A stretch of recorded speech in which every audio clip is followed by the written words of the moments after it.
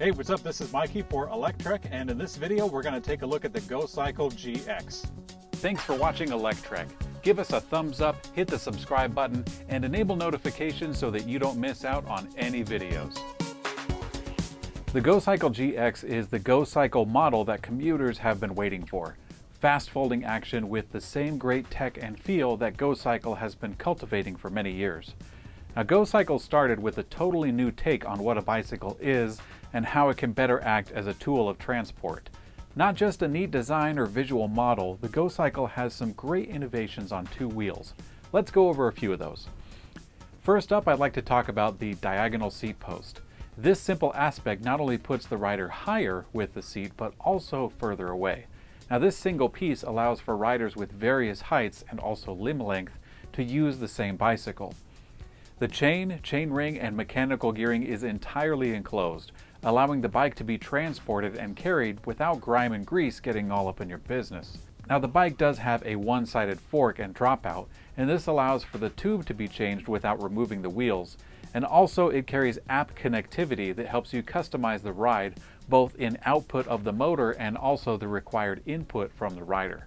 Now, all of that, but the GoCycle is also an impressive bike. As a practical commuter option, it has a lot going for it. The ride is familiar and comfortable, and the spacey features rarely get in the way. Powering the bike is a very unique 21-volt, 13-amp-hour battery that's fitted inside the main tube. It's easy enough to remove, but it's almost as easy to just take the whole entire bike instead. With the wide variance of torque-based power customization that you get through the app, it's really hard to say how much range that battery will give you, but I would guess about 9 miles on the low end, maybe 30 if you don't ask too much from it. Now, here in the USA, we get access to the throttle, which is a tiny button hidden underneath the left grip. The bike needs to be moving a little bit before it will actually engage, which isn't my favorite mode, but this is likely done to ease the burden on that 250-watt front hub motor. Now, let's talk about some other stuff. On account of the one-sided fork, the steering is a bit peculiar. One side feels fine, but the other side feels a bit stiff, like riding against a small ridge. With a little bit of a practice, I'm sure it would blend in, but yeah, as much as I'd love to say that it feels identical to a traditional fork, I didn't feel it. Now, the GX includes a Shimano Nexus 3-speed internal hub, and that is completely covered up. Now, this is pretty cool for the ease of use, the portability, and that super clean application, but what I wish I could get from it is more gearing options. 3 gears is a great start for simple, small jaunts, but when letting loose on a road for 1 mile at a time, it really doesn't have the kind of options that I personally prefer. The app connectivity is really cool because it allows you to set the assist level very personally.